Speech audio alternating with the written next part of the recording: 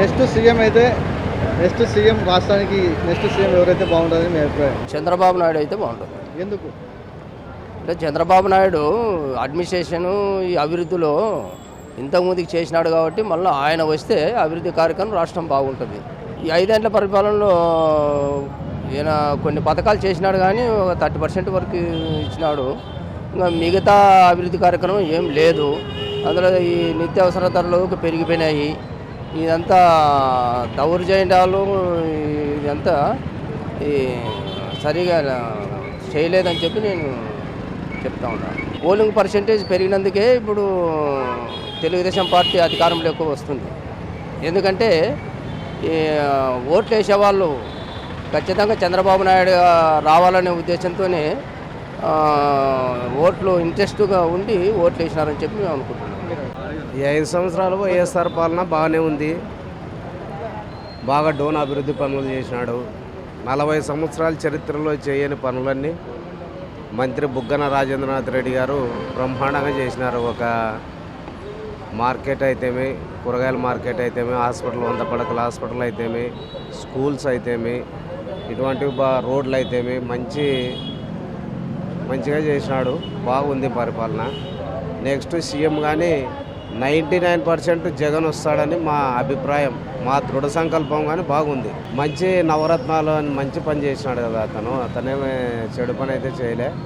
నవరత్నాలు అమ్మఒడి అయితేమి, ఆసరా పథకం అయితేమి, రైతు భరోసా అయితేమి మంచి కార్యక్రమాలు చేసినాడు. కాబట్టి ప్రజలు కానీ మంచివాడిని ఎన్నుకోవాలని చూస్తారు కానీ చెడువాడిని ఎన్నుకోవాలని చూడరు. కాబట్టి కంపల్సరిగా 99% జగన్ వస్తాడు. వైఎస్ఆర్ గవర్నమెంట్ మళ్ళీ ఫామ్ అవుతుందని మా దృఢ సంకల్పం. జగన్ వచ్చినా బాగుంటుంది. జగను 2 పక్కల తట్ట నాకేసినాడు. చంద్రబాబు నాయుడు వచ్చి పక్క నాకానికి ఏమి లేదు కాబట్టి జగన్ వచ్చి ఏదైనా పెట్టిన మేనుపోట్లు ఏదైనా కరెక్ట్గా రావచ్చు. ఒకవేళ డబ్బులు అయిపోయి ఉండొచ్చు, అది సంబంధం కాదు.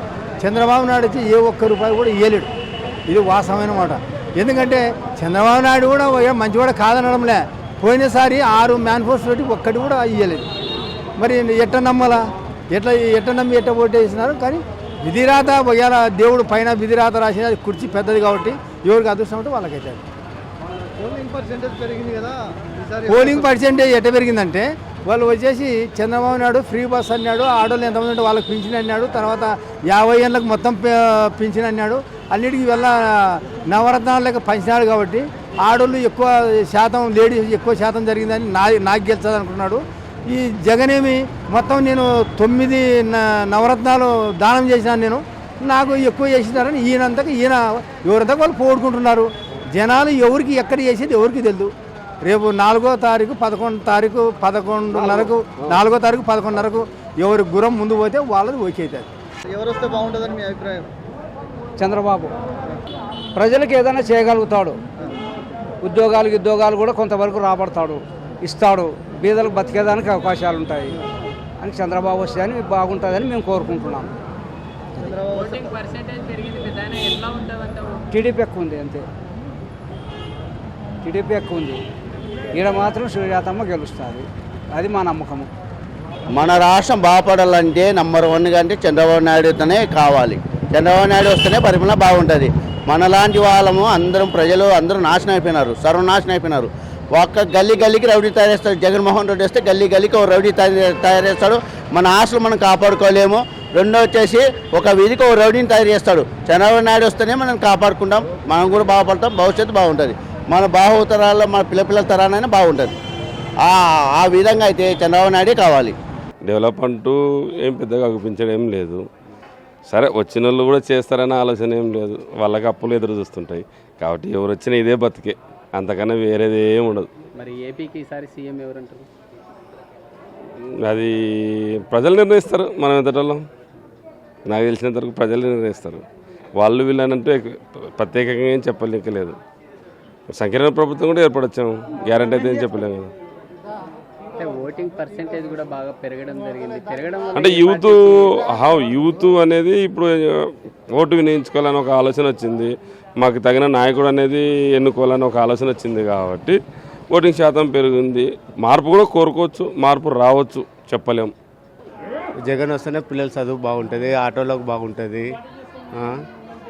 పిల్లలకు ఇంటికి కానీ ఎవరు లంచాలు గించాలు వేయాల్సిన పనిలే, డైరెక్ట్ మా అకౌంట్లో పడతాయి. మేమైతే జగనే రావాలని కోరుకుంటాం. ఇప్పుడు సచివాలయాల చుట్టూ వాళ్ళ ఊరికి పోయి చెప్తే వారంటీర్లు వచ్చి మా పనులు మాకు క్లియర్ చేస్తారు. అదే సచివాలయాలు లేకపోయానుకో చక్కగా వాళ్ళ చుట్టూ తిరిగి ఎంఆర్ఓల చుట్టూ వాళ్ళ చుట్టూ వీళ్ళ చుట్టూ తిరిగి తలకాయ నొప్పు వానుకో 500 ఇస్తే కూడా పనులు కావు. ఇప్పుడు ఏం లే, వారంటీర్లు ఇంటికి వచ్చి మా పనులు మాకు డైరెక్ట్ చేసేస్తున్నారు. ఓటింగ్ పర్సెంటేజ్ పెరగడం వల్ల టీడీపీకి ప్లస్ ఉందా, వైసీపీకి ప్లస్ ఉంటుందా? వైసీపీ పక్క వస్తుందన్న మాకల్లైతే. మేమైతే జగనే రావాలని కోరుకుంటున్నాం. ఖచ్చితంగా తెలుగుదేశమే వచ్చేది, ఖచ్చితంగా తెలుగుదేశమే. అదో జనసేన ఏమి వీడు జగన్ ఇంకా అయిపోయింది, ఇంకా ఉంది ఏమి వాడు ఇస్తున్నాడు, అమ్మఒడి ఇస్తున్నాడు.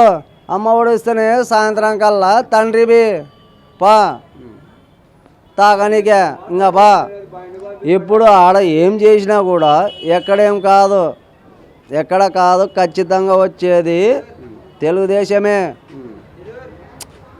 ఎప్పుడు కూడా ఇక్కడ చూడే ఏ విషయంలో కానీ అదో ఏ పంచాయతీ ఎక్కడన్నా పోనీ ఖచ్చితంగా వచ్చేది తెలుగుదేశమే. For more videos like this, subscribe Big TV channel.